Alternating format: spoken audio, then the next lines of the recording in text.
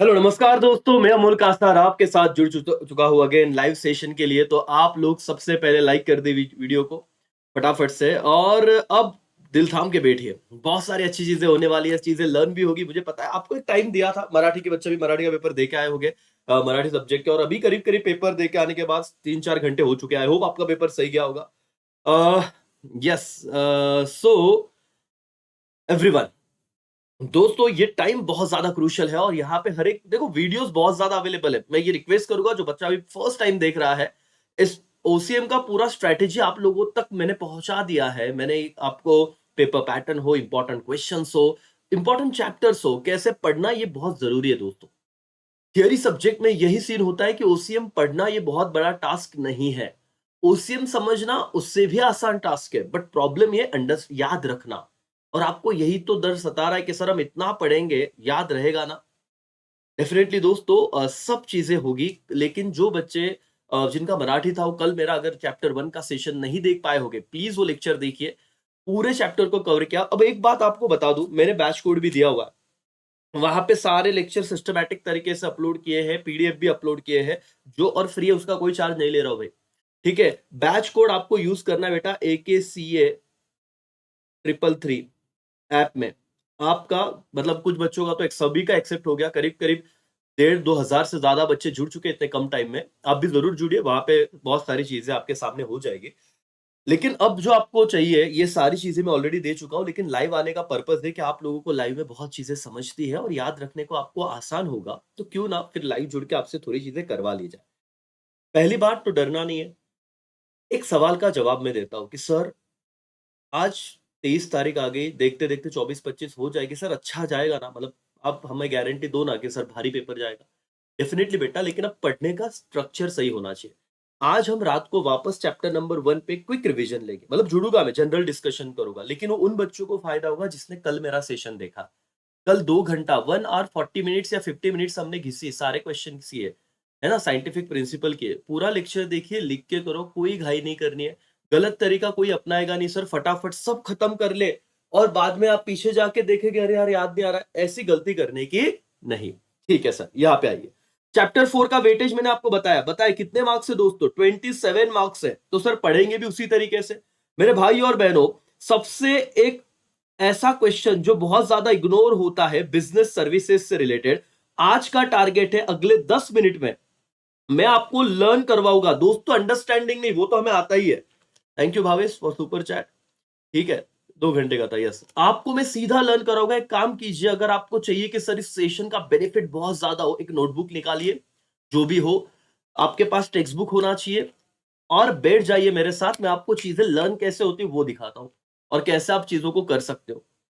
अगर आप तैयार हो दोस्तों, तो फिर जुड़ जाइए सारी चीजें करने पे, कोई दिक्कत नहीं है। सर कम्युनिकेशन पे आएंगे, ट्रांसपोर्टेशन पे भी आएंगे, लेकिन पहले सिंपल पर्पज है मालिक, मुझे गारंटी देना है कि भाई तुझे इतने मार्क्स आएगी। अब कुछ बच्चे हो सकते हैं जिन्होंने लर्न कर लिया होगा, आप डेफिनेटली फिर वो लिखना चालू कर दीजिए सर। मैं सब चीजें एकदम प्रॉपर तरीके से बताने वाला हूं, और पॉइंट 1 से वापस से शुरुआत हो जाएगी। तो दोस्तों, भाई और बहनों, एक रिक्वेस्ट है कि आप अपने सारे दोस्तों तक ये शेयर कर दीजिए, क्योंकि जब तक बाकी जनता तक ये पहुंचेगा नहीं सर, तो उन्हें भी कैसे फायदा होगा? हम आपको सारी चीज प्रोवाइड कर रहे हैं, आप भी अपने दोस्तों तक पहुंचाइए। जुड़ने दो, लाइक्स रुकने नहीं चाहिए। 450-500 बच्चे जुड़े हुए हैं। यस यस यस, बुक ले लो सर, हाँ नोटबुक ले लो। बोलते सर 10 मिनट हुए लगते ढोकले, बोले सर 10 मिनट लोग बुक ले रहा हूँ। दुकान से नहीं खरीदनी बेटा, घर से ही लेनी है, कोई भी नोटबुक। चलो फटाफट से।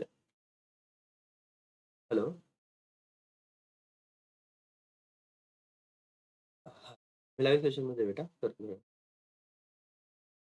ओके, चलो फटाफट से अपने दोस्तों तक शेयर कर दो, लाइक वाइक कर दो फटाफट। चलो बेटा, आगे बढ़ना है हमें। ओके भाई और बहनों, अब हमें देखो जाना कहां पे, सबका ध्यान बिजनेस सर्विसेज पर फोकस करेंगे कि बिजनेस सर्विस मेरे साथ ही डन कर दो आप। ओके सर, पहले हम लोग देखेंगे कि बिजनेस सर्विसेज में सवाल क्या आता है ना? तो दोस्तों सीधा वहीं पे लेके जाता हूं, बाद में कम्युनिकेशन ट्रांसपोर्टेशन पे तो आएगा ही। आपको पूछा जाएगा sir, explain the features of services. और बहुत बच्चों को यही नहीं समझता कि क्वेश्चन आया कहां से। Explain the features of services, बोले सर ये क्वेश्चन कुठून आला तेच नाही कळत। और अभी हम रीड कर लेंगे। 4 मार्क्स से अगर क्वेश्चन आता है और 27 मार्क्स से कुछ भी ऑप्शन को डालने का नहीं। इसका मेमोरी टेक्निक क्या है सर? देखिए, मेमोरी टेक्निक सी पिन करके आई स्क्वायर है, 6 पॉइंट बनेंगे टोटल। हम लोग पहले 3 पॉइंट करेंगे, फिर 3 करेंगे, 6 खत्म करेंगे। जिन बच्चों को लगता है 3 ही याद रखेंगे सर, लेकिन आया क्वेश्चन तो 3 तो भी लिखते आएंगे, बहुत अच्छी बात है। जिनको 6 के 6 याद रहेंगे और भी अच्छी बात है। अंदर का कंटेंट लिखते आएगा। हाँ सर, अभी से मैं टाइमर सेट कर रहा हूं, 10 मिनट में मुझे क्वेश्चन लर्न करके रिवाइज करके आपका कॉन्फिडेंस बढ़ाना है, और फिर प्योर रहेगा सर्विसेज, बैंकिंग, इंश्योरेंस, अलग अलग आराम से कर लेंगे। ध्यान दीजिए यहाँ पे एवरीबॉडी। सर अगर सवाल आया फीचर्स ऑफ सर्विस, बिल्कुल मत डरिए दोस्तों। सबसे पहले तो मैं आपको बता दूं, इसका मेमोरी टेक्निक है सी पिन। मैं उसी के हिसाब से जाता हूं, मुझे 3 पॉइंट करवाने हैं। सी से आप लोग कहोगे कंज्यूमर पार्टिसिपेशन। सर एक सिंपल सी बात है, मैं लेक्चर ले रहा हूं, मैं आपको सर्विस दे रहा हूं। क्या आप लोगों का, भावेश अगेन थैंक यू मालिक बस बेटा अभी आप लोग अगर इतना अगर मैं पढ़ा रहा हूं लेकिन आप लोग अगर पार्टिसिपेट ही नहीं कर रहे हो, क्या ये सर्विस आप तक पहुंच पाएगी? Answer is no. तो पहला फीचर तो ये कि sir it is very important कि कंज्यूमर का पार्टिसिपेशन चाहिए। हेडर हो गया सर, अंदर का पॉइंट बताओ। देखो, for services participation of consumer is equally important. Without participation of consumer service can not be offered. इतना इंग्लिश अगर नहीं आ रहा है इट्स ओके बेटा, तो अंडरस्टैंडिंग ले ले पॉइंट का कि क्या है सी फॉर कंज्यूमर पार्टिसिपेशन। आपको अगर सर्विस प्रोवाइड करना है तो कंज्यूमर का पार्टिसिपेशन इक्वली इंपॉर्टेंट है। अगर कंज्यूमर पार्टिसिपेट नहीं करेगा, without participation of consumer service can not be offered, आप सर्विस को ऑफर नहीं कर सकते। The seller can not offer service without the presence of customer and vice versa. Customer can not accept service unless seller is present. अब इतना नहीं लिखा तो भी चलेगा। मेन हेडर क्या था बेटा? Consumer participation. क्या एक्सप्लेन कर लेना है? For service participation of consumer is equally important. Without consumer participation service can not be provided. That's all, खत्म हो गया पहला feature, C for consumer participation. लिख लो नोटबुक में कंज्यूमर, और क्या लिखोगे? Features of services. आएगा बेटा, मैं बता रहा हूं, कुछ छोड़ना नहीं है सर, डर नहीं लगेगा आपको। और अभी बहुत टाइम है अपने पास, मैं 2 से 3 बार रिवाइज भी करके दूंगा। अब बातें क्या हो रही सर, इंपॉर्टेंट क्वेश्चन कराओ ना, मैं वीडियो बना चुका हूं। ऑब्जेक्टिव पे, केस स्टडी पे, डिफरेंस पे क्या नहीं किया है सब कुछ करके रखा है। लाइव में पर्पस क्या है सर? तुम्हें लर्न करवाना। जिन्हें चाहिए कि नहीं सर हमारे पास टाइम कम है, हमको वन शॉट देखना है, देख लो भाई 1.5 की स्पीड पे देख लो। जिन्हें लर्न करना है वो बच्चे यहाँ पे आके फटाफट से चीजों को लर्न कर लेंगे। Everyone, yes sir. चलो, तो ये हो गया सर सी से कंज्यूमर पार्टिसिपेशन सर। और आगे बताओ पी से पेरिशेबिलिटी। पेरिशेबिलिटी, पेरिशेबिलिटी मतलब क्या सर? आप सर्विसेज को स्टोर नहीं कर सकते। देखो, the production and consumption of service are inseparable because storage of service is not possible। मतलब क्या सर? बताता हूं बेटा, बताता हूं, सुनो। मैं प्रोड्यूस कर रहा हूं और आप सुन रहे हो, सीख रहे हो, ये साइमल्टेनियसली चल रहा है। ठीक है, समझो, सिर्फ समझो, अंदर का लिखना है ना, सब होगा। मैंने 10 मिनट का टाइम लिया है, सब कुछ एक एक बार। मेरा मेरा पेशेंस रखिए सर, मेरे साथ पेशेंस रखिए और सुनते रहिए। आपका कॉन्फिडेंस ये लेक्चर खत्म होने के बाद देखना। पेरिशेबिलिटी क्या बोलोगे सर? किस कंजम्पशन ऑफ सर्विस, देखो, production and consumption of service are inseparable because storage of service is not possible. Goods की तरह आप सर्विस को किधर स्टोर करके नहीं रख सकते। Being intangible transaction, there can never be क्या बेटा? Inventory of service. इन्वेंट्री मतलब उसका स्टॉक नहीं होता। अनलाइक गुड्स, गुड्स जैसा दे can not B store for future cell. बस अब बार बार एक ही पॉइंट को आपने लिखना है कि गुड्स की तरह हम इसे क्या नहीं करके रख सकते? सेव या स्टोर करके नहीं रख सकते। That's why perishability. अगर आपने यूज नहीं किया तो खत्म हो जाएगा। दैट्स ऑल, इतना एक्सप्लेन नहीं करता है बोलने का। Like goods we can not store services, perishability, that's all. इतना लिखोगे तो भी चलेगा। ओके सर, आई से 3 पॉइंट है बेटा, और ये तीनों याद रह जाएंगे। पहला पॉइंट, इंटेंजिबिलिटी। सर्विस कैसे होते हैं? इंटेंजिबल होते हैं। अपने ओन वर्ड में लिखना कि a service is not physical product that can not be touch और सीन। जैसे सर ये मोबाइल आपको दिख रहा है, ये फिजिकल प्रोडक्ट है। सर्विस में पढ़ा रहा हूं, ये दिखेगा क्या? नहीं दिखेगा। तो क्या, देखो 3 पॉइंट हो जाएंगे। आई से इंटेंजिबिलिटी, गुडविल आपने देखा है ना, उसको ही चिपका देना सर, वैसी लैंग्वेज है। Service is not physical product, they can not be touch और seen. Service can be experience by buyer और the receiver. Service lack material form and therefore they can be they are intangible. Due to intangibility, service cannot be demonstrated like goods, and therefore service provider must create good impact on the customer by delivering quality service। इतना याद नहीं रहेगा मुझे पता है, तो करे क्या सर? छोड़ दे, छोड़ना तो है नहीं। तो फीचर में तीसरा पॉइंट क्या रहेगा? इंटेंजिबिलिटी। आप क्या लिखोगे सर इंटेंजिबिलिटी में? Service is not physical product that's why it can not be touch और सीन। इतना लिखा तो भी चलेगा। And like product you can not show क्या बेटा सर्विस की मैं ऐसे दूंगा, वो तो एक्सपीरियंस से ही पता चलेगा बाहर के। इतना अपने ओन वर्ड में लिखा तो चल जाएगा। 3 पॉइंट बताओ मैंने क्या बताया। सर सवाल क्या होगा, चौथे चैप्टर का पहला सवाल सर अगर आया तो फिर इस लेक्चर को याद करोगे। सवाल है फीचर्स ऑफ व्हाट बेटा, सर्विसेज। फीचर्स ऑफ सर्विसेज, पहला फीचर क्या था, सी से कंज्यूमर पार्टिसिपेशन, पी से सर्विसेज क्या बेटा, पेरिशेबल है। पेरिशेबल में अंदर क्या लिखोगे, it it can not be stored like goods, आप गुड्स की तरह स्टोर करके नहीं रख सकते। आई से क्या बोलोगे, इनटेंजिबल, सर्विसेज क्या इनटेंजिबल, ये ऑब्जेक्टिव भी आता है अगर आपने देखा रहेगा तो। डन हो गया, खत्म। ओके चलो, अब अगेन दो आए हैं, अब यहां पे देखना इनसेपरेबल और इनकंसिस्टेंसी। शांति रखो, ज्यादा दिमाग इधर उधर घूमे तो इसलिए मैंने पेन पेंसिल निकालने को बोला है, नोटबुक निकालने को बोला है, लिखिए। और मैंने कहा ना, मैं बाकी ओसीएम का पूरा इंपॉर्टेंट चीज रख चुका हूं अपने चैनल पे। ये तो सेशन प्योर होगा जहां पे लर्निंग की बात होगी। चलो sir, inseparability, unique characteristics of service is that service and service provider can not be separated. The presence of service provider is there at the time of delivering service to the customer. In case service production and consumption takes place all the time. मतलब क्या sir inseparable, मतलब बताओ तो। जो service provider है उससे आप उसकी सर्विस नहीं छीन सकते। आज अमोल कासार को लाइव लेना है तो अमोल कासार को यहाँ पे प्रेजेंट होना ही पड़ेगा, क्योंकि अमोल कासार कौन सी सर्विस दे रहे, टीचिंग की सर्विस दे रहे। बताओ कौन सी सर्विस दे रहे बेटा, टीचिंग की सर्विस दे रहे। तो मुझे अगर बच्चों को अच्छे से समझाना है तो मुझे यहाँ पे प्रेजेंट रहना पड़ेगा। आप सर्विस प्रोवाइडर से उसकी सर्विस सेपरेट कर सकते नहीं। इनसेपरेबल, क्या बोला बेटा, इनसेपरेबिलिटी। क्या बोला, unique characteristics of service is that service and service provider can not be separated. एक पॉइंट लिखा तो भी चलेगा। आई से था इंटेंजिबल, आई से था इनसेपरेबल, दोनों को अलग कर सकते हैं क्या, नहीं। इनकंसिस्टेंसी, इनकंसिस्टेंसी में क्या बेटा है, ऑब्जेक्टिव आएगा। सर्विसेज हेट्रोजीनियस होती है, करो अंडरलाइन बेटा, टेक्स्ट बुक निकालो करो अंडरलाइन। जो लोग होगे ना जिनको एक 10 मिनट में पूरा चैप्टर करना है, सुपर फास्ट रिवीजन चाहिए, लास्ट दिन पे करेंगे, वही तुम्हारे अपने आप को मेंटल, देखो ना, ये संभालना बहुत जरूरी है। आराम से पढ़ो लेकिन थोड़ा पेशेंस लो। अभी भी 4 मिनट बाकी, मैं आपको बताऊंगा कि आपने क्या कर लिया है। सर इनकंसिस्टेंसी में लिखोगे सर्विस क्या होता है, हेट्रोजीनियस। ऑब्जेक्टिव में आएगा तो भी तुम्हें काम में आएगा। सर्विसेज क्या होता है बेटा, heterogeneous. They can not be perfect standardization of service even, ये लिखना नहीं तो मैं से बता दूंगा क्या हेट्रोजीनियस लिखना है। Even if the service provider remains the same, quality of service में differ from time to time. For example same restaurant, different experience to different customer. Sir ये इतना मत लिखो, क्या बता रहा हूं मैं समझो। आज मेरा मूड बहुत अच्छा है, मैं बहुत आराम से पढ़ा रहा हूं, लेकिन सर किसी दिन मेरी तबीयत ठीक नहीं है, बंदा मैं ही हूं, लेकिन मैं मेरा कंटेंट डिलीवर नहीं कर पा रहा हूं। तो जब मैं बहुत अच्छे मतलब फिट था तो बच्चे ने जो पढ़ा वो बोला क्या भारी सिखाते हैं सर।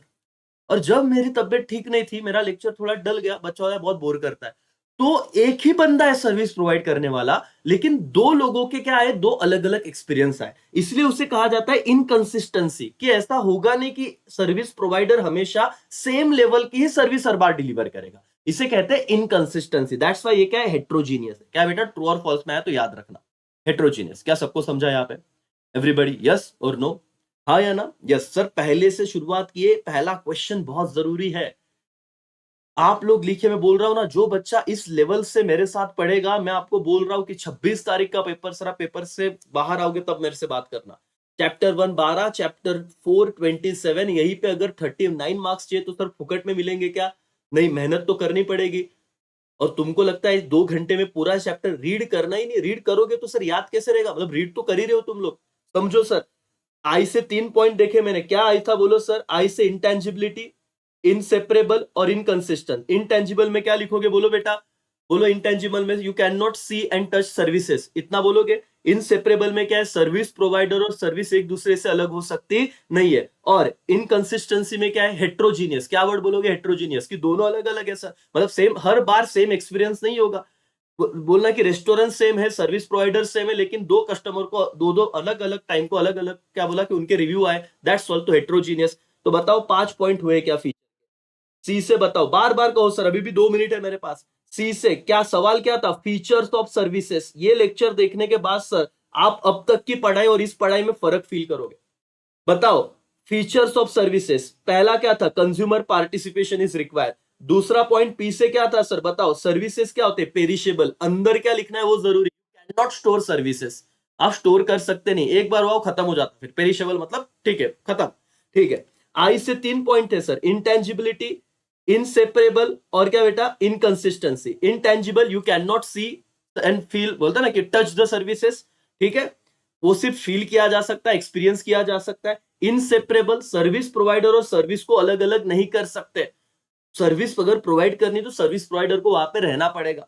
और सर आई से क्या था, इनकंसिस्टेंसी, मतलब सेम सर्विस प्रोवाइडर है लेकिन जरूरी नहीं कि वो हर बार सेम तरह का एक्सपीरियंस दे। हेट्रोजीनियस, यहां पे लिखोगे हेट्रोजीनिटी। और एन से लिखोगे नॉन ट्रांसफरेबिलिटी। नॉन ट्रांसफरेबिलिटी मतलब क्या सर, बताता हूं, चलो एक एग्जांपल देता हूं बहुत अच्छा वाला। सर उन्होंने क्या कहा, for example customer can book hotel room but the ownership of room remains with the hotelier. मतलब सर आप लोग गए होटल में, 5,000 रुपया दिया, क्या दोस्तों 5,000 रुपया देने के बाद आप ऐसे बोलते कि अब ये मेरा हो गया? नहीं, आपने सिर्फ उस रूम की सर्विसेज ली है। जब आप, आपका टाइम खत्म हुआ, आप बाहर जाओगे, चाबी दे दोगे तो ओनरशिप ट्रांसफर नहीं हुआ। दैट्स वाई नॉन ट्रांसफरेबल लिखने का। अनलाइक गुड्स, जैसे गुड्स के ये मोबाइल का मैंने पैसा दिया तो मोबाइल मेरे पास आ गया, गुड्स का ओनरशिप ट्रांसफर हुआ, यस और नो? तो गुड्स का ओनरशिप ट्रांसफर होता है, अनलाइक मतलब इसके जैसा नहीं होता। देखो, like goods, all services are non transferable in nature, इतना एक पॉइंट तो लिख पाओगे। All services are non-transferable in nature. The ownership of service cannot be transferred from service provider to customer. बोलो बेटा, ownership of service can not be transfer from service provider to customer. और ये hotel का example दे देना। मेरे भाई और बहनों, बहुत टाइम है तो यूटिलाइज भी वैसे करेंगे। आपने नोटबुक निकाला है? यस, तो अब आइए देखिए, 1 मिनट मेरा टाइम खत्म हो चुका है इस क्वेश्चन का, 10 मिनट, लेकिन सर अब मैं क्या करूंगा, रिवाइज करूंगा आपके सामने। और कोई बच्चा मुझे बोले कि सर माझा पार्ट नहीं होते, तो फिर ये की याद रखना कि उसके पढ़ाई मेहनत करने में कमी है, बाकी दिक्कत नहीं है। मैं बहुत एवरेज बच्चा हूँ सर, एवरेज या फिर होशियार बच्चा हूँ, लेकिन मैं लिख लिख के करूँ ना, इतना टाइम है सर, आज ही पढ़ के खत्म कर दूं 4 चैप्टर या 8 चैप्टर, तो कल परसों क्या करूंगा? चलो एवरीबॉडी, क्वेश्चन क्या है बताओ, फीचर्स ऑफ, लिखिए क्वेश्चन वापस एक बार, features of services. Sir 4 marks को आया, क्या लिखते आएगा क्या, यस और नो? डंके की चोट पे लिखेंगे सर, बताओ। सी पिन, एवरीबॉडी, सी से क्या है, consumer participation is required. Under अपने मन से लिखेगा चलेगा sir, yes, without consumer participation you can not provide service, ऐसा लिखा चलेगा? चलेगा भाई, ओके। पी से क्या है बताओ तो, पेरिशेबल, अनलाइक गुड्स, जैसे गुड्स को आप स्टोर कर सकते हो, सर्विस को स्टोर कर सकते नहीं हो, लर्न हो गया सर, ओके। आई 3 था, तीन तीन आई थे सर। पहला आई क्या था, इंटेंजिबल, यू कैन नॉट सी और touch services like goods, goods का कंपेयर करके लिखते जाना अंदर, फिर था इंटेंजिबल हो गया। फिर आई से क्या था, इनसेपरेबल, सर्विस प्रोवाइडर और सर्विस एक दूसरे से सेपरेट नहीं हो सकती करके।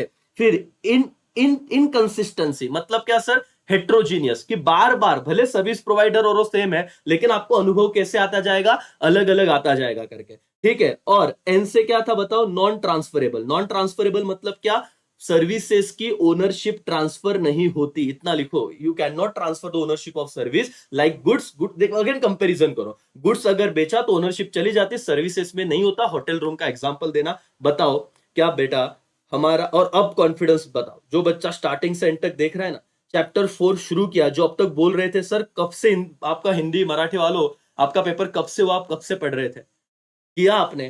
क्या बिजनेस सर्विसेज का कॉन्फिडेंस, जो बच्चा स्टार्ट टू एंड है, आएगा क्या बताओ? यस और नो, हुआ कि नहीं हुआ, कमेंट करके बताओ। क्या आपका लर्न हो रहा है? हाँ, क्या आपको समझ में आ रहा है? हाँ, तो क्या आप लोग अच्छे से पढ़ोगे तो डर निकल जाएगा? Yes sir. Sir distinguish between कौन से करना है, जो ये सवाल है बेटा मैं आपको बोल रहा हूँ, ये सब मैं रिकॉर्ड करके चुका हूँ, इसको मैं बार बार नहीं कहूंगा, बहुत डिटेल में दोनों पेपर का एनालिसिस किया है। वही एनालिसिस बहुत टीचर देख के, मतलब है अभी कुछ वो भी कर रहे, तो ठीक है, वो देख रहे तुम तो देखो, ठीक है एवरीबॉडी। तो वो तब देख लो, अभी मैं पूरा लर्न कर रहा हूँ, तो इस पर्टिकुलर सेशन में मेरा टारगेट है कि जो बच्चों को ये चाहिए स्ट्रैटेजी वगैरह वगैरह, वो वीडियोस देखिए पढ़े हुए अपने, ठीक है, कल से मतलब कल का फर्स्ट वीडियो देखिए। Yes sir, yes sir, very good, done sir, done sir. Confidence आ रहा है, लिख के कर रहे हो? कम्युनिकेशन, अबे ढोकलो, ये ड्रॉप नहीं करना है। जो बच्चा इस चैप्टर का एक भी क्वेश्चन छोड़ के जाएगा सुसाइडल है। क्यों ड्रॉप करना है, हूं ना मैं इधर, लड़ेंगे ना।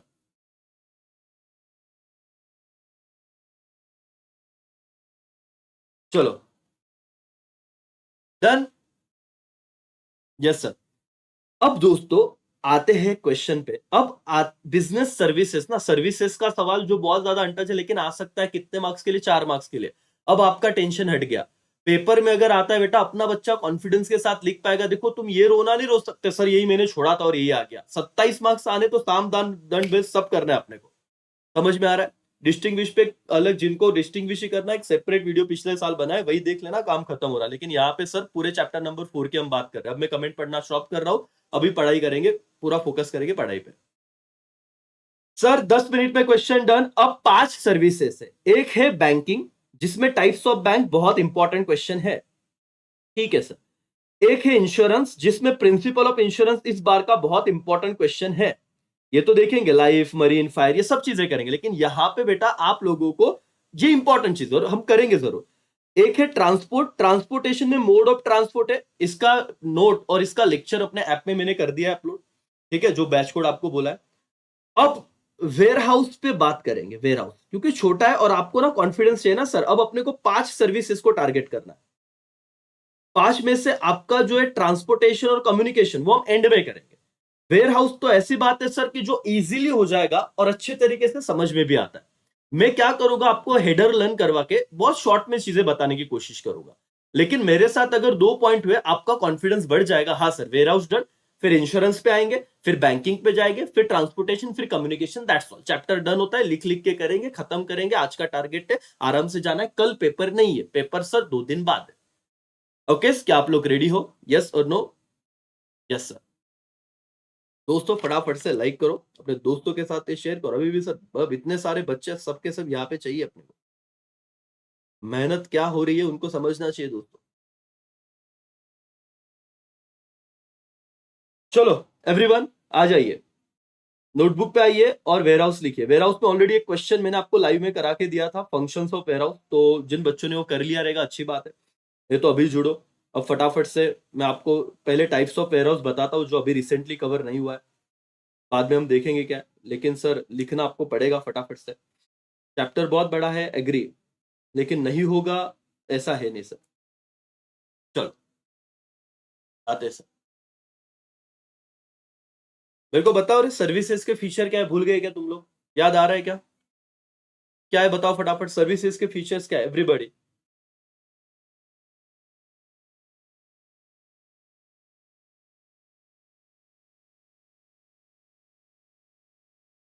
बेटा यही वेटेज है, स्कूल वालों ने अलग दिया, कौन से स्कूल में मुझे नहीं पता, ये बोर्ड वालों का वेटेज है, तो अपना बेस्ट है, बाकी सब छोड़ दो। Okay, now pay attention. मालिक भाई और बहनों यहाँ पे ध्यान दो, सबका ध्यान यहाँ पे होना चाहिए। मैं क्या कह रहा हूँ सुनिए जरा, सब लोग सुनिए। सर्विसेज के फीचर बताओ मुझे, इधर बार बार रिकॉल करो, अपने आप बोलना है। Sir consumer participation is required, P से पेरिशेबल, आई से इंटेंजिबल, आई से इनसेपरेबल, आई से इनकंसिस्टेंसी, और एन से नॉन ट्रांसफरेबल। इतना याद हुआ? अब हम जाएंगे वेयर हाउस पे। सर वेयर हाउस अगर आपको कुछ भी लिखना है, सबसे पहले मैं आपको एक लाइन बताता हूं बेटा, एक लाइन। इतना आप हमेशा चिपका के आना, कोई भी सवाल आए। 2 ही सवाल है वेयर हाउस में, एक तो फंक्शंस आएंगे वेयर हाउस के, नहीं तो टाइप्स आएंगे। अब हम फिलहाल टाइप्स कर लेने वाले, ठीक है? एक तो फंक्शंस, नहीं तो क्या बेटा, टाइप्स। लेकिन मीनिंग में क्या लिखना है? Warehouse refers to storage of goods and consist of all those activity which are connected with the storage and preserving goods. आता है मराठीत लिहाय तो मराठीत लिए, मतलब मराठी मीडियम वाले भी कुछ बच्चे देख रहे, वो बोल रहे सर तुमचं एक्सप्लेनेशन आवडतं, अच्छी बात है। What is warehouse? Storage of goods, इतना तो लिखना है। Warehouse refers to storage of goods and consist all those activity which are connected with the storage and preserve, preserve मतलब संभाल के रखना, preserving of preservation of goods. बहुत घाई मत करो, मैं जो बोल रहा हूँ शांति से सुनो। टाइप्स अगले 20 से 30 मिनट का मैं टाइम फ्रेम ले रहा हूँ इस कंसेप्ट के लिए। जैसे आपने फीचर्स कर लिया, वैसे वेयरहाउस पे कॉन्फिडेंस आ जाएगा। इससे पहले आपने पढ़ा होगा, आई एग्री, लेकिन अपना सेशन कैसे चल रहा है, पूरा आपसे पढ़ाई करवाना शिद्दत से, यहाँ पे बैठ के मेरे सामने लर्न करवाना, सब पढ़ाना ही नहीं, लेकिन कॉन्फिडेंस लेके आना। तो नोटबुक तो होना ही चाहिए आपके पास। मुझे बताओ बेटा, पहले मेरे भाई और मेरे बहनों, वेयरहाउस मतलब क्या? बोलो। Warehouse refers to storage of goods and consist of all those activity which are connected to storage and preserving of goods. Storage and preserving, संभालना, उससे कनेक्टेड जो भी एक्टिविटी है वो किस में आ जाता है? वेयर हाउसेस में। तो storage of goods and all other activity which are connected to storage and preserving goods are connect, क्या बेटा, इंक्लूडेड इन क्या? Warehouse. That's all. Meaning समझा? चलो सर, डेफिनेशन करना है नहीं, बट डेफिनेशन करना है तो बहुत छोटा सा एक था करके, देखो ये मैंने बताया था पिछले सेशन में, अगर आपने मेरा फंक्शन वाला किया रहेगा उन बच्चों का तो लर्न भी हो गया रहेगा। मैंने आपको पूरा लिस्ट दिया था। वेयरहाउस एक एस्टेब्लिशमेंट है टू स्टोरेज और अक्यूमुलेशन ऑफ गुड्स। ये सिंपल सा डेफिनेशन है। अगर कोई चाहता है कि जिनका ग्रास्पिंग अच्छे है और वो बोलेगा सर हम तो ना चेकर को इंप्रेस करना चाहते हैं, तो डेफिनेशन में ऐसे लिखेंगे हेडर, और इतना छोटा सा डेफिनेशन हम लिख सकते हैं। एक एस्टेब्लिशमेंट, ऐसी जगह जहां पे गुड्स को क्या किया जाता है? Store. What is warehouse? Warehouse is an establishment for storage और एक्यूमुलेशन ऑफ गुड्स। हो गया डेफिनेशन का। तो मीनिंग में लिखेंगे warehouse refers to storage of goods and all those activity which are connected with the storage and preserving of goods. खत्म, एक ही लाइन लिखना। और डेफिनेशन में लिखना an establishment for the storage और accumulation of goods, it is known as warehouse. तो meaning भी हो गया, डेफिनेशन भी हो गया। आओ सर यहाँ पे सुनो मैं क्या बोल रहा हूँ, सुनो एकदम आराम से लर्न करो सर। मुझे पता है कि आज की जनरेशन का सीन क्या है सर, तुरंत डिस्ट्रैक्ट हो रहे हैं। अब मैं करा रहा हूं और अभी भी तुम्हें नहीं करना, तो ये तुम्हारा प्रॉब्लम रहेगा। सर वेयर हाउस पे सवाल आएगा। वेयर हाउस पे सवाल क्या आएंगे सर? दो, या तो तुम्हें टाइप्स पूछे जाएंगे या तो तुम्हें फंक्शंस पूछे जाएंगे। सर फंक्शन से आईएमपी है क्या? हाँ। क्या इस पे आपने लेक्चर कराया है क्या सर? वो तो आपको देखना ही इसके बाद, पूरा लर्न करवाया सारे फंक्शंस इन डिटेल, ठीक है। या टाइप्स पूछा वो अभी मैं कराऊंगा, पहले था। लेकिन आपको कंपलसरी आंसर का स्टार्टिंग कैसे करना है बेटा? सबसे पहले लिखना है मीनिंग। बता मीनिंग क्या रहेगा? बच्चे बोलते हैं आम्हाला येणार नहीं सर। बोलो मीनिंग क्या होगा बेटा? वेयरहाउस रेफर्स टू क्या? ऑल दोस, या स्टोरेज ऑफ गुड्स, और क्या? All those activity which are connected to storage and preserving goods. ऐसे लिखा तो भी चलेगा।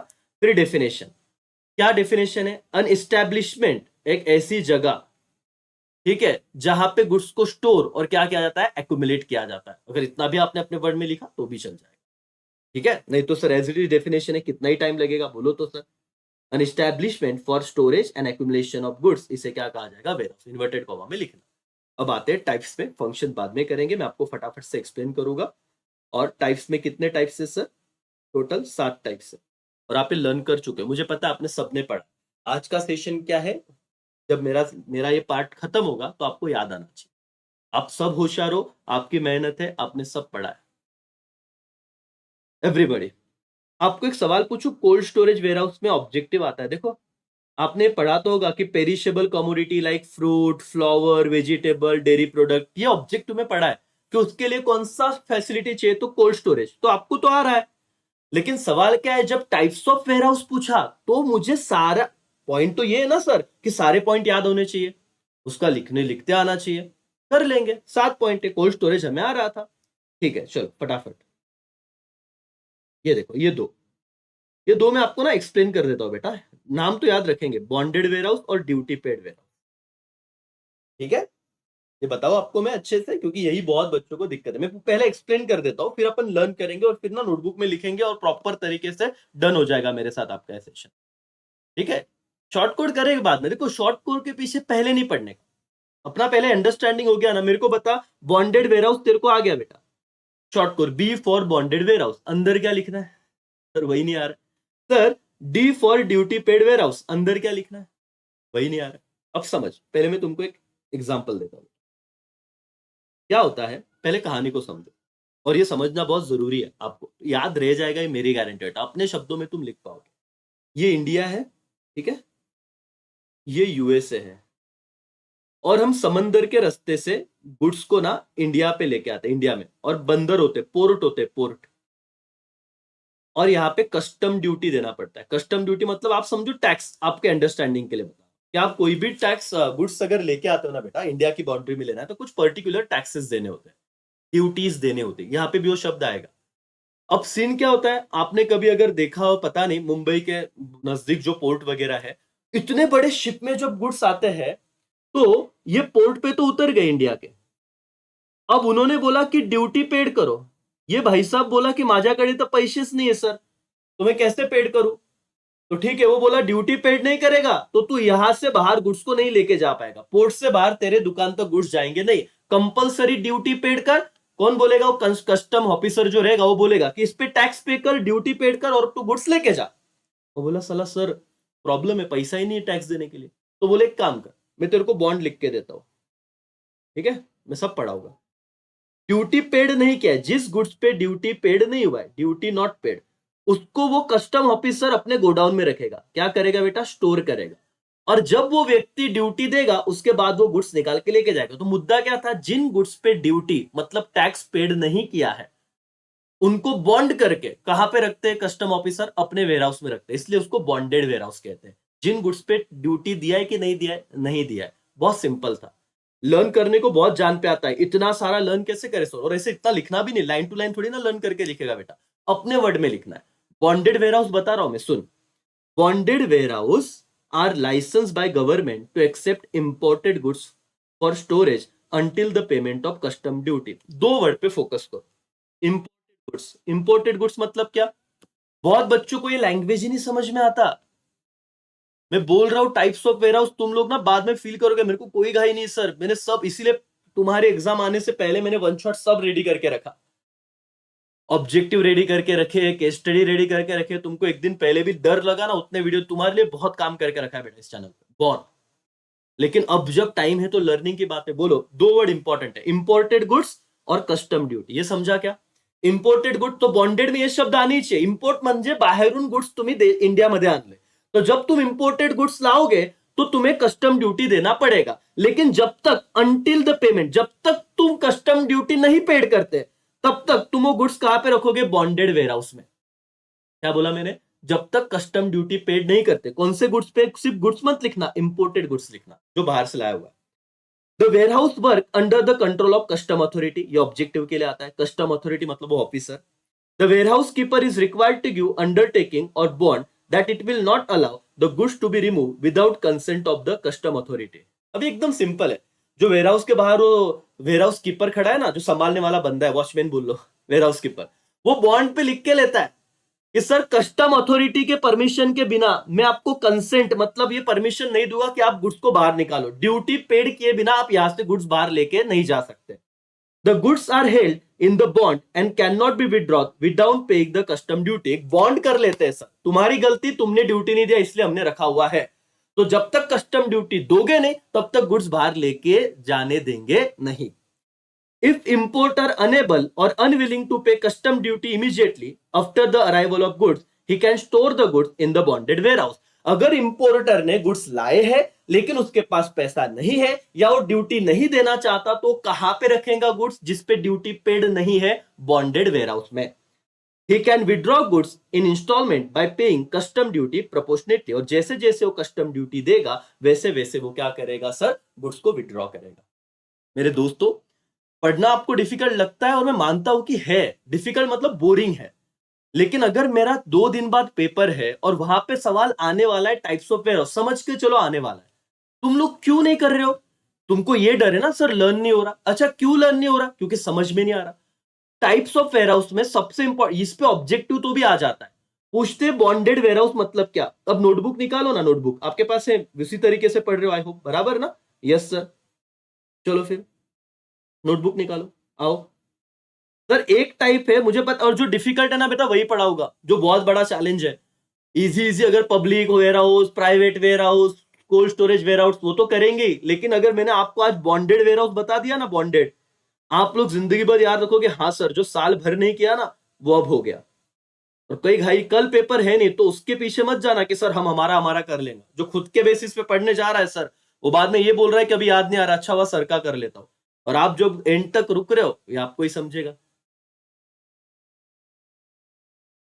प्रेजेंट मोमेंट में रहो। एक सर 4 ही चैप्टर करे क्या? मैं कमेंट पढ़ रहा हूँ, कमेंट में दिख रहे सर, कमेंट करना बंद करो, सबसे पहले लेक्चर पे ध्यान दो। फोन ऐसे ओरिजेंटल पकड़ो, दूर रखो। और जो बच्चा ऐसे कर रहा है तो ही फायदा है बेटा। यहाँ पे भी अगर तू ध्यान नहीं देगा बहुत लग जाएगी, तुम्हारे लिए जान निकाल रहा हूं उसे। बॉन्डेड वेयर हाउस में कंपलसरी क्या लिखना है? एक तो कौन से गुड्स होते हैं ये वर्ड लिखो, इंपोर्टेड गुड्स। इंपोर्टेड गुड्स मतलब जो बाहर के देश से आपने लाया हुआ है। इस पे क्या पेड करना पड़ता है? Custom duty. कस्टम ड्यूटी मतलब क्या बेटा? टैक्स। ये कुछ कीवर्ड है जो आपको लिखना है। अगर आपने कस्टम ड्यूटी पेड नहीं किया, if custom duty not paid,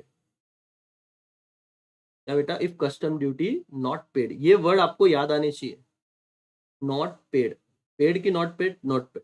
तो जब तक आप पेड नहीं करते तो आपके गुड्स एक बॉन्ड करके कौन से वेयरहाउस में रखे जाएंगे, जिस वेयरहाउस में रखे जाएंगे उसको क्या बोलेंगे, बॉन्डेड वेयरहाउस, बॉन्डेड वेयरहाउस। ये किसके कंट्रोल के अंदर होता है, किसके कंट्रोल के अंदर होता है ये, कस्टम ऑफिसर, क्या लिखा, कस्टम ऑफिसर। और क्या लिखोगे सर, कि जैसे जैसे भाई यहाँ पे और एक लाइन क्या लिखा है पता है, इफ इंपोर्टर, इंपोर्टर म्हणजे काय, इंपोर्टर, ये आपकी टेक्स्ट बुक का लैंग्वेज है। अगर इंपोर्टर ने गुड्स लाए, अगर इंपोर्टर ने गुड्स मंगाए और ही इज अनेबल और अनविलिंग टू पे कस्टम ड्यूटी, देन उसे कंपलसरी गुड्स कहां पे रखना पड़ेगा, बॉन्डेड वेयरहाउस में, ये वापस लिखे। और जैसे जैसे वो पैसा देगा उतना उतना गुड्स को बाहर निकाल के लेके जाएगा। क्या बॉन्डेड वेयरहाउस समझा क्या बेटा, एवरीबॉडी? टाइप्स ऑफ वेयरहाउस में ये चीज समझी क्या सबको, हाँ या ना? पहले कंसेप्ट समझ लो, फिर हेडर करते, फिर आपको कॉन्फिडेंस देखना, फिर आप अपने आप को बोलोगे यार हम तो बहुत होशियार है। सिर्फ चीजें समझी कैसी वो आपको मतलब सिर्फ देखना रहेगा। डन? यस, हाँ या ना? फटाफट से मुझे कमेंट चाहिए दोस्तों।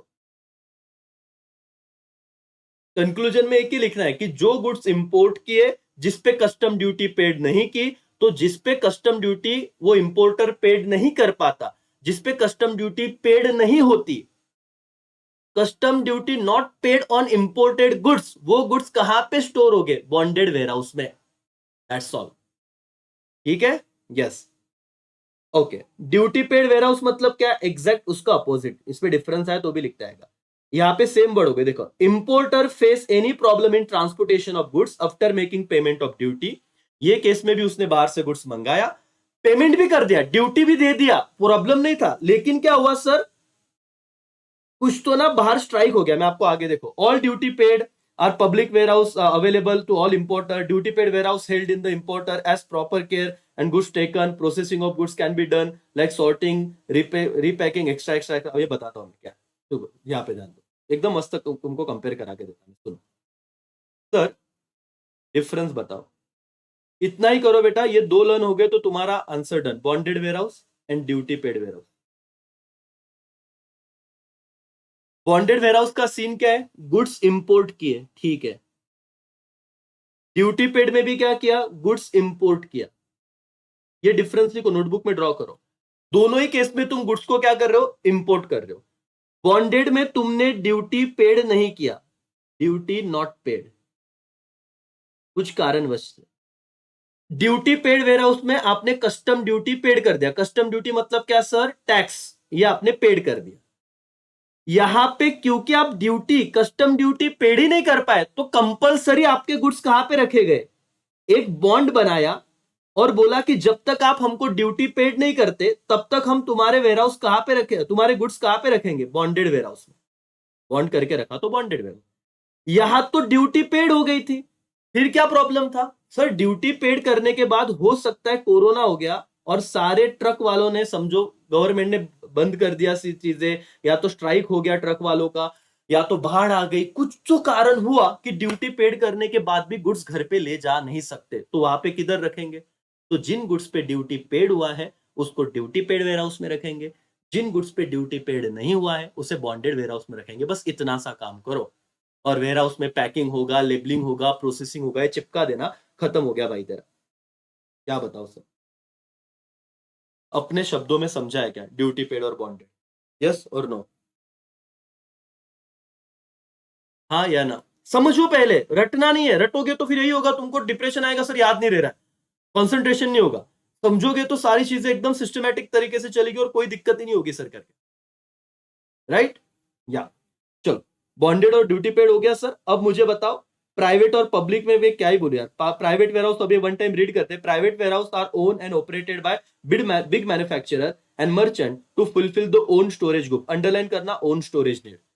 अंबानी जी बोलेंगे कि देखो प्राइवेट वेयरहाउस, यहाँ पे रिलायंस लिखना, अनिल अंबानी, मुकेश अंबानी, उनका इतना आज ताकत है, अडानी क्यों बोलेंगे हमारे गुड स्टोर करने अपन खुद का वेयरहाउस बनाएंगे, own operated by big manufacturer and merchants to fulfilling their own storage need. खुद का स्टोरेज का नीड कंप्लीट करने के लिए जो वेयरहाउस बनते हैं उसे प्राइवेट वेयरहाउस कहा जाता है। Big business firm which need large storage capacity on regular basis and who can afford money construct maintain their private warehouse। जिनके पास पैसा है, जो मेंटेन कर सकते हैं, बना सकते हो, प्राइवेट वेयरहाउस बना देते हैं सर।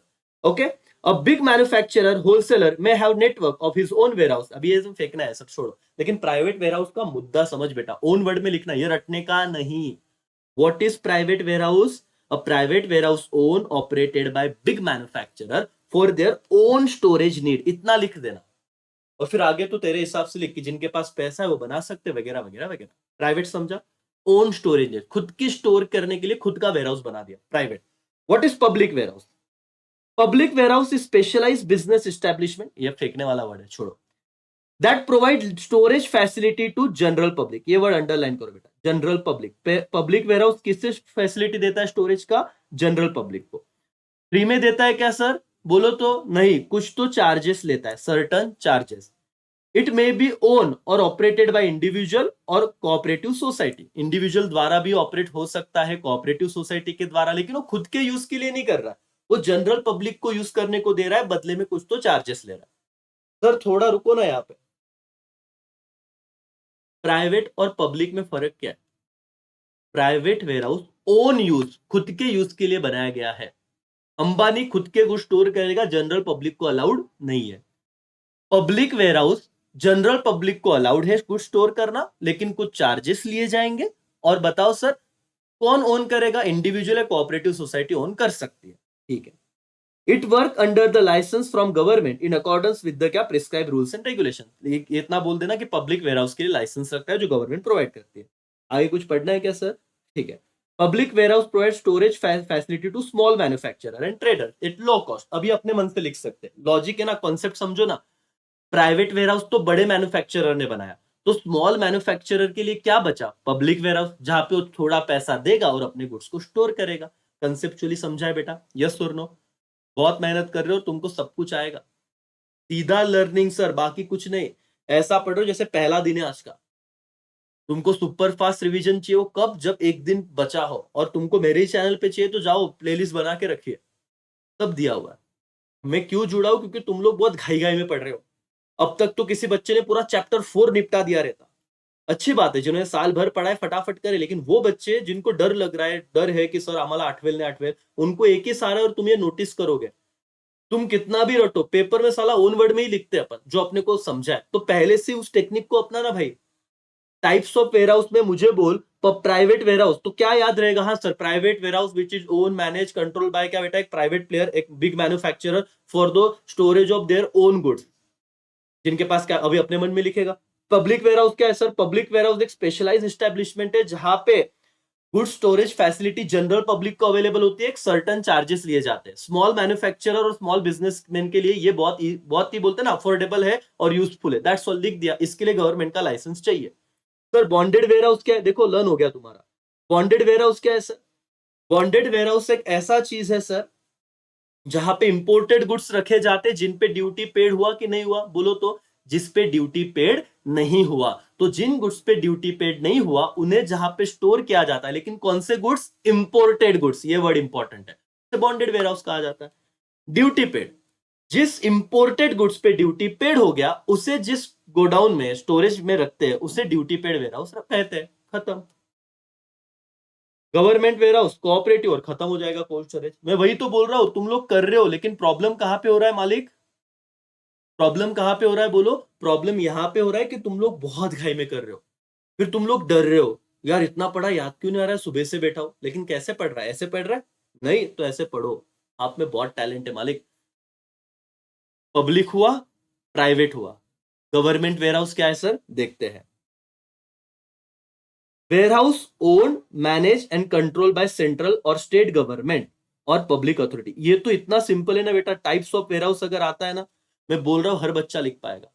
जो warehouse own, manage and control bye, एक तो स्टेट गवर्नमेंट, सेंट्रल गवर्नमेंट या पब्लिक अथॉरिटी, उनके द्वारा ओन, मैनेज एंड कंट्रोल है, उसे क्या कहा जाता है? गवर्नमेंट वेयरहाउस कहा जाता है। It is difficult, It is difficult for small farmer and businessman trader to own warehouse, so the government warehouse assists them to storing the goods on normal or nominal charges. अगर यही चीज हिंदी मराठी में होती ना, बहुत बच्चों को बहुत फायदा होता. प्रॉब्लम क्या है ना सर, हमारे एजुकेशन सिस्टम का बच्चा घर में अलग बात कर रहा है, समझ और लैंग्वेज में रहा है, और फिर लफड़ा कुछ और ही हो रहा है. कितना सिंपल का है. The warehouse which is owned, manage and control by state government, central government और पब्लिक अथॉरिटी, उसे गवर्नमेंट वेयर हाउस कहा जाएगा. फिर कहा है कि इट स्मॉल फार्मर के लिए, स्मॉल बिजनेसमैन के लिए बहुत डिफिकल्ट है कि वो खुद का वेयर हाउस बनाए, इसीलिए गवर्नमेंट उन लोगों को कम प्राइस पे स्टोरेज फैसिलिटी प्रोवाइड कराती है. वाह सर. और कुछ एग्जाम्पल दिए, आप एक दो लिख देना. ये state warehouse corporation, SWC, या फिर ये सब लिखना जरूरी नहीं, कुछ एक दो लिखो, खत्म. सर तुम्हारा कंफ्यूजन पॉइंट है, मैंने 5 बताए, मैं लिख रहा हूं, आप भी लिखो. चलो, जो चाहते हैं कि सर हमारा कंप्लीट हो जाए टाइप्स ऑफ वेयर हाउस, और जो बच्चे खुद से पढ़ रहे थे, दोनों आइए.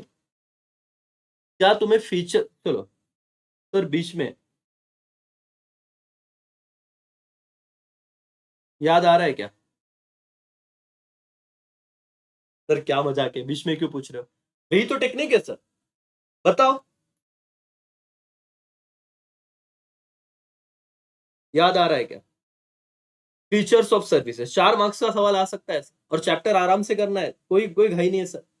जितना करेंगे उतना आएगा तो हम लोग लिख पाएंगे. सी से कंज्यूमर पार्टिसिपेशन, पी से सर्विसेज आर पेरिशेबल, आई से इंटेंजिबल, आई से इनसेपरेबल, आई से इनकंसिस्टेंसी. लेकिन सर अंदर का तो बताओ. Without consumer participation service can not be provided.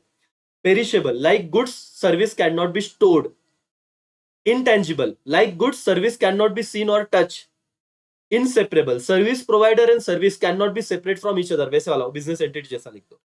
Inconsistency, एक ही बंदा सेम रेस्टोरेंट में जा रहा है, फिर भी उसे अलग अलग टेस्ट मिल रहा है, that is heterogeneous. Services heterogeneous होता है, inconsistency.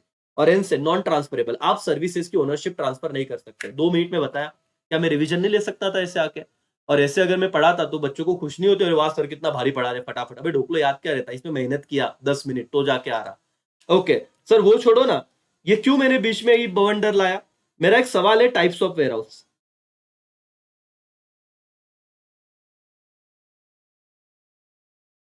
Types of warehouse में मैं आपको 3 वेयर हाउस बता रहा हूं बेटा. प्राइवेट, पब्लिक और गवर्नमेंट. चलो मुझे लिख के बताओ एक एक point. Private warehouse own, manage and control by big manufacturer. Big manufacturer for their own use, खुद के यूज के लिए उन्होंने बनाया होता है private warehouse. Public warehouse बोलो तो sir, public warehouse own, manage and control by individual, individual या तो कोऑपरेटिव सोसाइटी. मैं कुछ शॉर्ट में लिख रहा हूं बेटा, कोऑपरेटिव सोसाइटी. और वे कौन यूज करता है सर? ये जनरल पब्लिक के लिए होता है. जनरल पब्लिक के लिए होता है. फ्री में होता है क्या सर? नहीं, सर्टन चार्जेस देने पड़ते हैं. सर्टन चार्जेस लिखो, लिख के करो ना, फिर कौन बोलता है तुम्हारी पढ़ाई नहीं होगी. और इसके लिए लाइसेंस वगैरह लेना पड़ता है. गवर्नमेंट वेयर हाउस क्या है? Government which is own, manage and control by state government, central government या पब्लिक अथॉरिटी. और ये भी स्मॉल मैन्युफैक्चरर को वेयर हाउस सर्विस प्रोवाइड करते हैं नॉमिनल फीस पे. बस इतना लिखना पड़ेगा, नॉमिनल फीस पे. फिर क्या है सर? बॉन्डेड वेयर हाउस और ड्यूटी पेड. पास तो हो गए मालिक. देखो आप, आपको लर्न करवा के दे रहा हूं, और आप अपने आप को कमजोर मत समझिए. 48 आवर्स से अभी भी आपके पास सर, और मैं यहाँ पे जुड़ा हूं क्योंकि मैं सारी चीजें कर पाऊं. अगेन बोल रहा हूँ, 750 बच्चे जुड़े हुए हैं, और मैं एक का भी मतलब जिसने कभी पढ़ा हो ना पढ़ा हो सर, जब मैं बोल रहा हूं आप कर सकते हो तो आप कर सकते हो. लेकिन क्या चाहिए? मेहनत. और वो करने की तैयारी तुम्हारी है तो खत्म मालिक. बॉन्डेड वेयर हाउस क्या? Imported goods. देखो, इंपोर्टेड गुड्स जिसपे ड्यूटी पेड नहीं की गई है, ड्यूटी नॉट पेड, उसे बॉन्डेड वेयर हाउस करते हैं, जहां पे वो स्टोर करते हैं. और इंपोर्टेड गुड्स जिसपे ड्यूटी पेड किया है, वो जहां पे रखते हैं उसे ड्यूटी पेड वेयर हाउस कहते हैं. कितने टाइप हो गए बेटा? 1 2 3 4 5. छठवा बताओ. Cold storage warehouse. कौन से गुड्स लिखते हैं? पेरिशेबल, इतना तो आप लिख पाओगे. Vegetable, perishable. कॉन्फिडेंस आ रहा है क्या? बोलो हाँ या ना. यस और नो. लर्न हो रहा है, नोटबुक में लिखिए.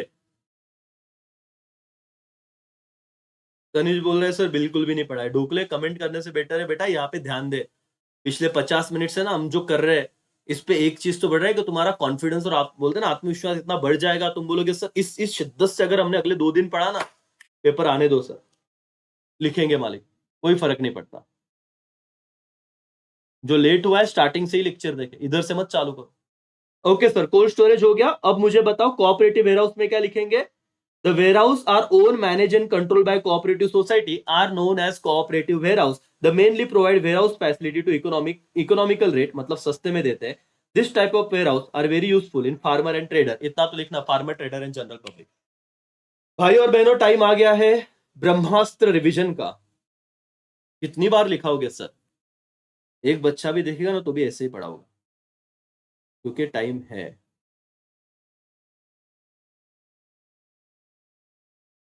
पहला प्राइवेट, दूसरा नोटबुक निकालो, लिखो पब्लिक। बच्चे बोलते लिख लिख के कैसे पढ़ते हैं सर, हमको नहीं आता। समझ रहे हैं कैसे पढ़ते हैं? गवर्नमेंट, इधर ही लिखो। Bonded, duty paid. जिन्हें आज ही चारों चैप्टर कंप्लीट करने बेटा आराम से कर सकते हैं, है ना? सर इंपॉर्टेंट क्वेश्चन दो ना, ये इंपॉर्टेंट क्वेश्चन है क्या सर?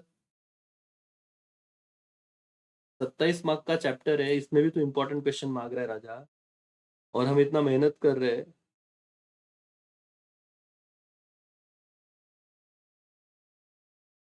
बराबर लिखा क्या हमने? हाँ या ना? पार्थ मुंडेकर, थैंक यू बेटा फॉर सुपर चैट। मेहनत करते रहो सर, तुम्हारे मार्क्स बहुत बड़ा रिवॉर्ड है मेरे लिए। चलो, प्राइवेट वेयरहाउस में लिखोगे क्या अंदर? प्रॉब्लम यही है ना सर, टाइप्स ऑफ वेयरहाउस तो लिखते हैं लेकिन हमको लिखते नहीं आता अंदर का चीज। कोऑपरेटिव में क्या लिखोगे रे बेटा? Which is own manage and control, OMC याद रखो, ठीक है ना? या ओसीएम याद रखो, ओसीएम तो तुमको पता है ना, यही लिखने का, OCM, own control and manage, OCM by cooperative society, उसे कोऑपरेटिव वेयरहाउस बोलेंगे। यहां पे क्या होता है सर, स्मॉल फार्मर को ये सर्विस दिया जाता है, खत्म। अच्छा, बॉन्डेड और ड्यूटी पेड बताओ तो क्या लिखोगे सर? इंपोर्टेड गुड्स जिस पे ड्यूटी पेड नहीं किया है, duty not paid, imported goods जिस पे ड्यूटी पेड नहीं हुआ है, उसे जिस वेयरहाउस में रखते हैं उसे बॉन्डेड वेयरहाउस कहते हैं। इंपोर्टेड गुड्स जिस पे ड्यूटी पेड है, कस्टम ड्यूटी है बेटा, ड्यूटी से मतलब है कस्टम ड्यूटी, उसको ड्यूटी पेड वेयरहाउस कहते हैं। बाकी डिटेल में बताया मैंने। कोल्ड स्टोरेज वेयरहाउस सर, सारे पेरिशेबल पेरिशेबल कमोडिटी को, जैसे कि सर वेजिटेबल, है ना, और भी आपको जो भी लिखना है, अबे आप बोल रहे हैं जो पेरिशेबल रहेगा, एग्जांपल है मिल्क विल्क जो भी है, वो हम कहाँ पे लिखेंगे? कोल्ड स्टोरेज, ताकि वो खराब ना हो जाए, ज्यादा दिन तक टिके। फिर ये तीनों बहुत इंपॉर्टेंट है जहां पे कंफ्यूजन होता है। Private warehouse, own control and manage by big manufacturer, किसके यूज के लिए? ओन यूज के लिए। Public warehouse, own control and manage by, government मत बोलना, इंडिविजुअल नहीं तो कोऑपरेटिव सोसाइटी, किसके यूज के लिए? General public. फ्री में होगा क्या सर? नहीं, कुछ चार्जेस लिए जाएंगे लेकिन चार्जेस नॉमिनल होंगे। गवर्नमेंट में क्या लिखोगे? Own control and manage by central government, state government, जो भी है, और ये पब्लिक को देता है। दैट्स ऑल सर, हो गए सब पॉइंट। अरे बाप रे, ये देखो एक ढोकला है, बोले हाय सृष्टि व्हाट्सअप और बोले बहुत बोर हो रहा है। सर थियरी बोर है ना, मेरे को मजा आ रहा सर। हाँ लेकिन वही तो प्रॉब्लम, बोर है इसलिए तुम क्या करोगे, आज सिर्फ पढ़ोगे, फिर कल तुमको याद नहीं आएगा, फिर तुम टेंशन में जाओगे, साला कल तो पढ़ा था चैप्टर 4, याद क्यों नहीं आ रहा? अभी कैसे पढ़ा था भाई? यहाँ पे कितना घिस रहे हैं, समझ में आ रहा है क्या? मराठी मस्त है गेला भारी। ठीक है मालिक, चलो, क्या types of warehouse done, without memory technique done. Function के लिए मैं रैपिड बता दूंगा एकदम फास्ट, क्योंकि फंक्शन में ऑलरेडी आपको वीडियो दे चुका हूं, वो आपको लिंक पे भी मिलेगा।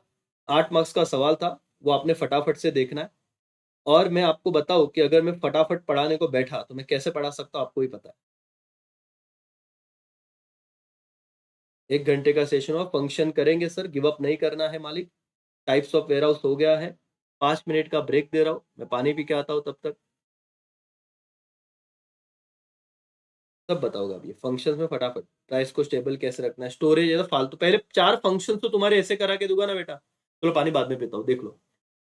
फंक्शन है ना, सबसे पहला रहेगा storage. The basic function of warehouse is storage. जो सरप्लस कमोडिटी मतलब एक्स्ट्रा कमोडिटी जो बच जाती है, वो हम कहाँ पे फेंक तो नहीं देंगे, तो वहां पे हम लोग स्टोर करके रखते हैं, दैट इज स्टोरेज। पहला फंक्शन है स्टोरेज। फिर प्राइस स्टेबिलाईजेशन। प्राइस स्टेबिलाईजेशन में क्या है सर, इस पे पूरा वीडियो बेटा वो देखना, मैं आपको ओवरव्यू दे रहा हूँ। प्राइस स्टेबिलाईजेशन का मतलब ये होता है सर, देखो मेरे को एक एग्जांपल दो। मार्केट में 100 केजी का डिमांड है, 100 केजी का डिमांड है, ठीक है, और 10,000 केजी का सप्लाई है। आपको इकोनॉमिक्स थोड़ा बहुत तो आ ही रहा होगा। तो बताओ बेटा, डिमांड कम है और सप्लाई ज्यादा है, प्राइस क्या होगी, कम हो जाएगी। सर इकोनॉमिक्स मत पढ़ाओ प्लीज, सुन लो। प्राइस स्टेबिलाईजेशन में यही वर्ड आएंगे कि क्या होता है sir. Thank you so much Tejas और सुपर चैट। क्या होता है सर कि हम लोग डिमांड, ये वेयरहाउस क्या करता है पता है, फंक्शन में डिमांड और सप्लाई को मैनेज करता है। मतलब एक्स्ट्रा 10,000 केजी नहीं भेजेगा, वो 1,100 केजी ही भेजेगा, बाकी ना स्टोर करके रखेगा, जिससे प्राइस स्टेबल रहे, कम ना हो और ज्यादा ना हो। इसे कहते हैं price stabilisation, functions of warehouse, कि प्राइस को स्टेबल रखेगा। Warehouse play important role in the process of price stabilisation is achieve by creation of क्या बेटा, time utility in warehouse. Usually large stock of goods is kept whenever there is shortage in market। जब market में shortage होगा तब हम क्या करेंगे, supply करेंगे। सिंपल भाषा में बताओ, प्राइस स्टेबलाइजेशन में वेयरहाउस इंपॉर्टेंट रोल प्ले करता है। हम लोग गुड्स स्टोर करके रखते हैं, जब जरूरत है तब बाहर देंगे, ताकि फिर एकदम से कुछ बवाल ना हो जाए, ठीक है। रिस्क बेयरिंग क्या है सर, अमोल कासार ने 10 लाख के गुड्स मंगाए, सारे के सारे वेयरहाउस को दे दिए, वेयरहाउस कीपर में मतलब वेयरहाउस में रख दिए। तो रिस्क किसका पता है, अगर कुछ लॉस हुआ तो वेयरहाउस वाले का, जो बंदा मेरे को सर्विस प्रोवाइड करके दे रहा है ना, वो रिस्क बेयर करेगा, रिस्क बेयर। फाइनेंसिंग, सर ये सब बता चुका हूँ, देखो वो लेक्चर है, प्लीज देखिएगा, डिस्क्रिप्शन में मिलेगा आपको। इसके बाद में ब्रेक लेने वाला हूँ, वापस लाइव जुड़ूंगा सेकंड इसमें। इसमें 2 तो मैं ऑलरेडी कर चुका हूँ। फाइनेंसिंग में क्या लिखेंगे बेटा, कि वेयरहाउस में मेरे 1 करोड़ के गुड्स पड़े हुए, 1 करोड़ के। आपको पता है जब घर में पड़ा हो सोना तो काय को रोना, ऐसे वाली बात है। आपके 1 करोड़ के गुड्स से आप क्या करते हो, बैंक के पास जाते हो, बैंक को बोलते हो मेरे को 60 लाख रुपए का लोन दो। बैंक बोलेगी किस पॉइंट पे दे, किस बिहाफ पे दे, तो आप बोलोगे वेयर हाउस में मेरा 1 करोड़ का गुड्स पड़े हुए हैं, अगर कल जाके मैंने आपके पैसे डुबा दिए सर तो गुड्स जमा कर देना। एक तो बैंक जो है ना, वैसे ही वेयर हाउस कीपर भी दे सकता है। तो इसे एज अ फाइनेंस की तरह आप यूज कर सकते हो। फाइनेंस मतलब क्या, डिटेल में समझना है, वीडियो दी से दिया है बेटा, बार बार उतना ही चिल्ला के बताया जैसे अब तक पढ़ा रहा था। लेकिन ये नहीं लिखना है, मत लिखो, इतना तो लिखो, ये 4 पॉइंट तो सबको आना चाहिए। वेयर हाउस ट्रांसपोर्टेशन ये फंक्शन देता है।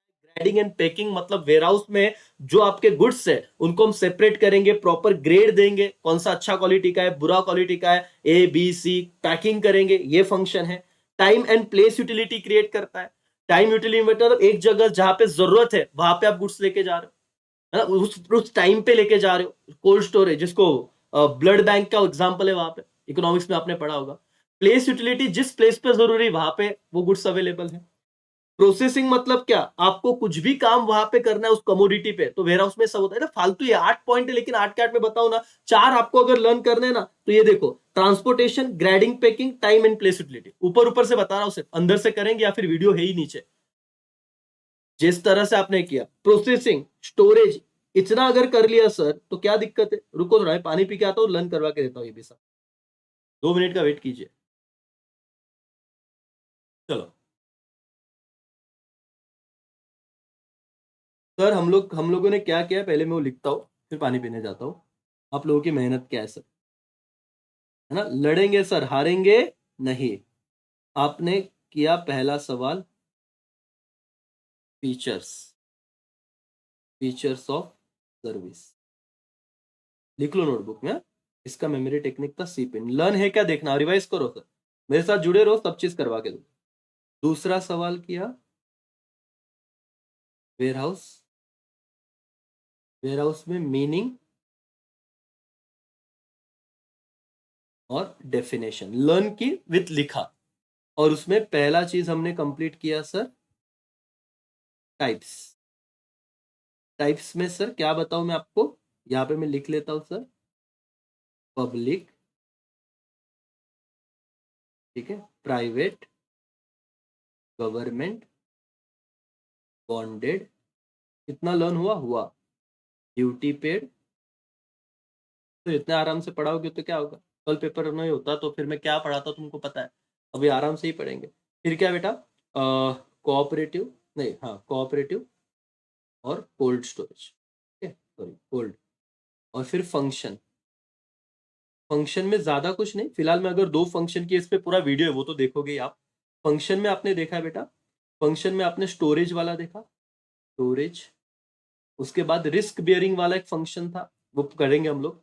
फिर पैकिंग, वो ब्रांडिंग वाला था, ग्रेडिंग वगैरह, ग्रेडिंग था सॉरी ग्रेडिंग। फिर क्या था, प्रोसेसिंग था, ट्रांसपोर्टेशन था। फिर ट्रांसपोर्टेशन के बाद time utility and place utility. इतने पॉइंट तो आप करो। आप क्या करते हो, आप सिर्फ हेडर करते हो इसलिए प्रॉब्लम होता है, इसलिए आपको कॉन्फिडेंस नहीं आता। आज के इस लेक्चर में ना टाइप्स में आप, कोई बच्चा बोले कि मेरे को नहीं आ रहा confidence. Start GPS memory technique दिया है, स्टार्ट जीपीएस का। हाँ सर वो भी कर लेंगे। फंक्शन का मेमोरी टेक्निक मुझे दिया, यही ना सर, इसका ही है ना। हाँ पॉइंट याद रख लेंगे ना बेटा, उस पर भी मेहनत करेंगे। आज तो लोड मत ले, 2 3 4 जितना होगा उतना करेंगे, तो कल की सुबह तुम लोग की इतनी अच्छी सुबह होगी कि हाँ सर जम रहा है करके, लेकिन एकदम आराम से। ठीक है चलो, मैं 2 मिनट का ब्रेक लेता हूँ। आप लोग तब तक इसे ध्यान रखें, मैं पानी पी के आता हूँ। जाइएगा नहीं कि करेंगे, हेडर भी करेंगे।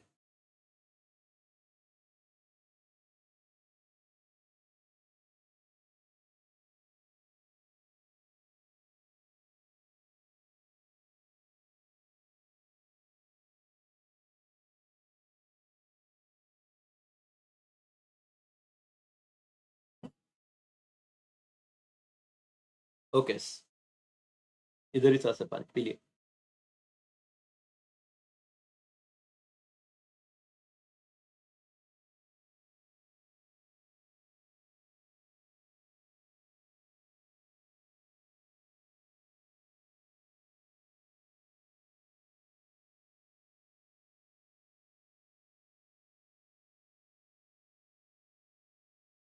सर फंक्शन में ऐसे करो, स्टार्ट जीपीएस जो मेमोरी टेक्निक दिया है भाई ने, वो कर लेते हैं अपन।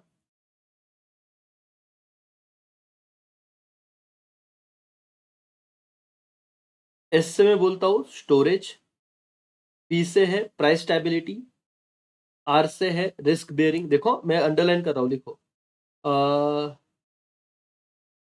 स्टार्ट जीपीएस वही था ना, जीपीएफ था, ठीक है, 4 जीपीएफ है, ठीक है जीपीएफ है। एफ से है फाइनेंसिंग, तुम्हारा मेमोरी टेक्निक रहेगा वैसे करना बेटा। जी से ग्रेडिंग है, तो ये जीपीएफ से तो 3 वर्ड मिल गए मुझे। एफ से फाइनेंसिंग है, जी से ग्रेडिंग है, और पी से है प्राइस स्टेबिलिटी।